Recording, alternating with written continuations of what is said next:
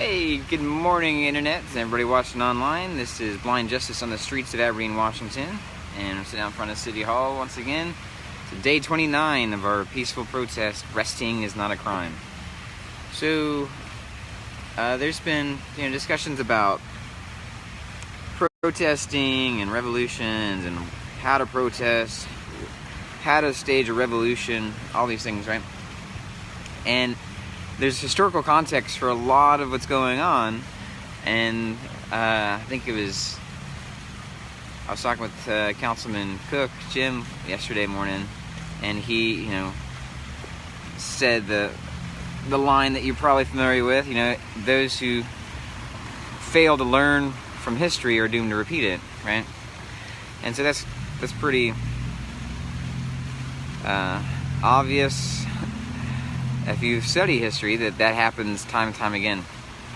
And an interesting book to read, and it's short, it's a classic, it's George Orwell's Animal Farm. Right? I recommend it to everybody that wants to read it. You can probably post a link to a YouTube. I think it has it in its entirety if you want to watch a little movie based on the book Animal Farm on YouTube. But there's revolutions in the past. Basically every revolution of the past has been from a people rising up and saying, hey, we don't like the way that the things are going. We don't like the way the power players are controlling people. We don't like the status quo. We don't like things that have always been and just are going to always be this way. So people rose up, overthrew the power players, overthrew the regime, and established a different system, right? That's kind of what a revolution is. But sadly, revolutions that have been fought with violence, which most of them have, the vast majority of them have, usually revert within like 20 years. A lot of times it's less than that. A lot of times it's just a few years, because people have a short memory, short attention span.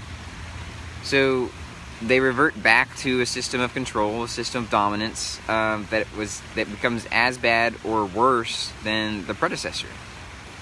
Right? It's very similar to the system in America every 4 years when it comes to vote. Right, on national elections. It's probably the same at state and local levels as well, where people are like, oh, no more of this, we're going to change it, and then they vote for something and they get, guess what, more of the same stuff, just slightly different packaging, right? Like, how could this be? Well, it's historically, the way things have gone for humanity, sadly, for thousands of years now. And so the topic this morning is evolution, not revolution, right? And to put you guys at ease, if you're anti-evolution theory, like, evolution simply can be defined as change over time, right? So we're not talking about necessarily growing up from monkeys, right, or crawling out of the primordial soup. We're just talking about change over time. And I think that everybody can agree that happens. Change happens over time, right? So one of the things that evolves is our thought processes, right? Our ideologies, our social behaviors, social interactions, right? So we're talking about an evolution of thought, an evolution of ideology versus a revolution, okay? So when people slowly begin to analyze their current belief system, their current ideological underpinnings, and how they view the world, and they really put it under the microscope, and if you have done any kind of formal education and formal training, hopefully that's where your stuff starts. That's where your education starts, is with self-evaluation, with self-reflection, and say, okay, how am I addressing any of this new information? What is my lens that I look at things through? Right? And if you haven't done that, I encourage you to, because it is enlightening, it is uplifting, it is liberating for you to realize, like, oh wow, this is how I see the world, this is how I view information, this is, you know, these are my biases, these are, you know, things that I was unaware of, and then doing the research on that, doing homework on that, and digging deep and going back through history. Well, where did this come from? Where did this thought come from? Why do I believe this? Where did I hear this from? Okay, I heard it from this person. Well, where did they get it, right? And they usually, there's common ancestry for thoughts, right? There's common things where it stemmed out of a great thinker or a scholar, or sometimes it's the victors, right? Because victors write the history books. So if you follow that line of thinking, where there's been wars on the planet for as long as we have recorded human history, there's been wars going on. Like every year there's wars in recorded history.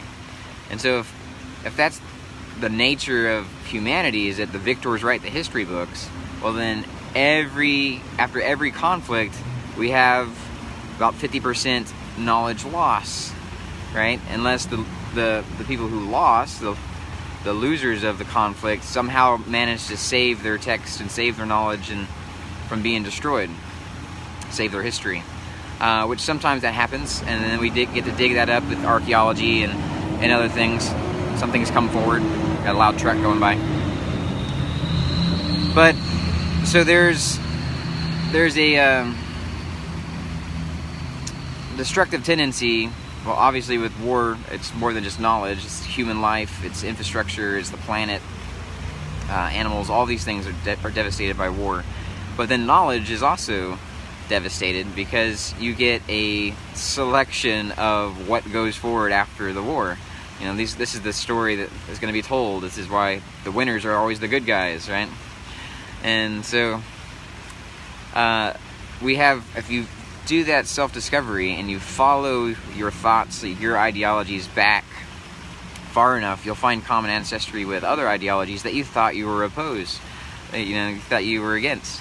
And it's really cool, because it can help unify us, help unite humanity, and realize, like, you know, we probably have way more in common, even in our thinking and what we believe, than what we're led to believe, right? Because it's easier to keep a population under control if they're misinformed, and if they are at each other's throats, if there's infighting, like, rather than trying to destabilize the controllers, right?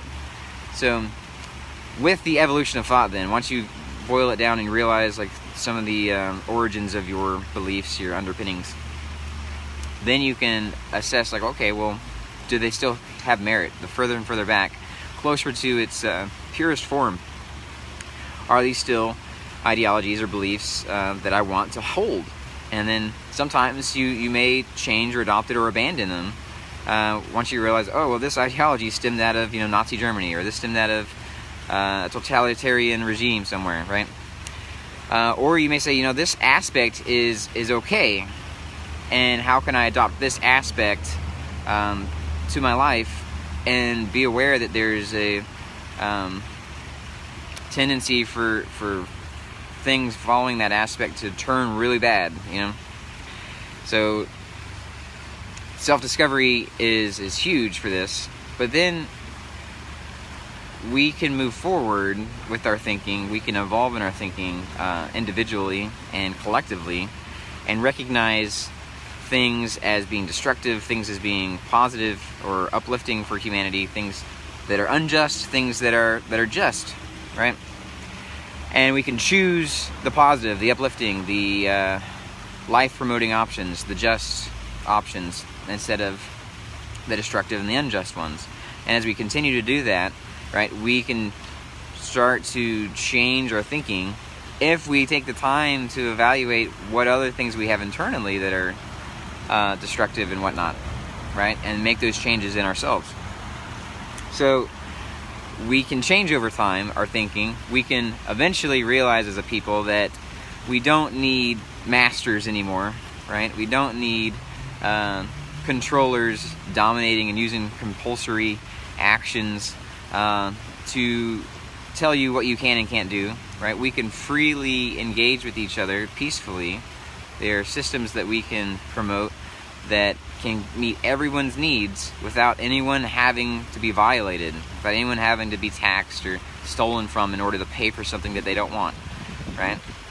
So we have that capability as a species, as a people. We have the ability to evolve our thinking past an archaic system of control and dominance and ownership of people and to a more free, liberty-minded understanding of life, and encourage that amongst all peoples.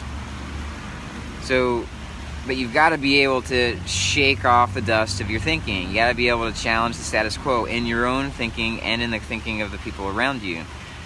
And so I encourage you guys to constantly be looking at the things that you think come from the opposite side or from your opposition or whatever, and try to understand that perspective. Because if you go with it with your fingers in your ears already, and you go with it with the skewed look and a bias saying, oh no, this is stupid, this isn't going to make any sense, then you're probably going to get that as your final judgment on it when you come out of a lecture or whatever, you mean one of these videos, right? So if you go at it with the beginner's mind, you go at it saying, you know what, I need to learn something, maybe I can learn something from this, I can learn something from this, and what is it? What is it that I can learn that is healthy, that is beneficial to me, to humanity, and then apply those things. And then hopefully if you're challenged, if something that you hear or read challenges your viewpoint, challenges your understanding, then instead of doubling down and buckling and going in defensive mode, you take that challenge and you assess it. You go back and you analyze what of your thinking is being challenged, and go down that self-discovery route like we just discussed. But you could also do the same thing with the new thought that's challenging your old thought, and check its validity out, its veracity.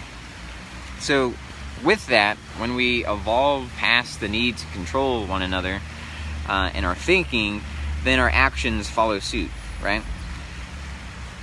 So that's about it. It kind of stemmed out of a little bit of a discussion on one of the comment threads we have on the page, where a guy was, and we keep hearing this, if you're saying we need to stop doing things, or we need to change the ordinance, we need to shake things up and do things differently, then tell us the exact plan, give us the A, B, C, D, E, F, G, like step by step plan. And so the response I posted to that is like, well,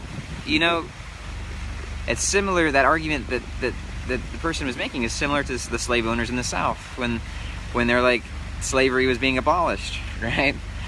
The slave owners like, well, how are we going to pick the cotton? We can't just destroy our infrastructure and destroy our economy. This is going to be horrible. How is anything going to get done if you take away our slaves? Like, well, we recognize, like, we've evolved as a people, as a species, that yes, slavery, like that form of slavery, is obviously wrong, is obviously destructive, right? So we recognize that. But but still people are like, okay, but how are we going to pick the cotton? How is this going to happen? How's this going to work? So we don't have to have the plan. We don't have to have the A, B, C, D, E, F, G all laid out to recognize this is slavery. This is destructive to humanity. Let's just stop slavery. Let's stop beating people and putting people in chains.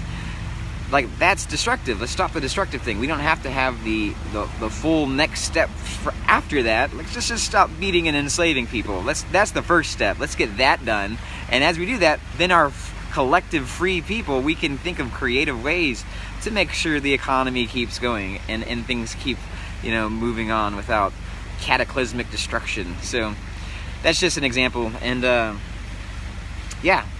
Let me know what you think. Give us some comments. Come out and have a discussion. I love engaging with people, especially face to face, and it's difficult sometimes to do it on this device. I have a little thing that reads to me, and it's real slow, like making sure I don't accidentally have words that are nonsense. So, all right, guys. Peace and love to you. Have a great day, and we'll see if it's gonna rain. I'm not sure. It's kind of overcast today, but it may stay dry. We're going to do petitions later, be out here in front of City Hall until about 11, and then go hit the streets again. So if you've been missing me on the sidewalk, well, we're out beating the pavement and knocking on doors and talking with people. So, all right, peace and love, and Deo Presso Liber.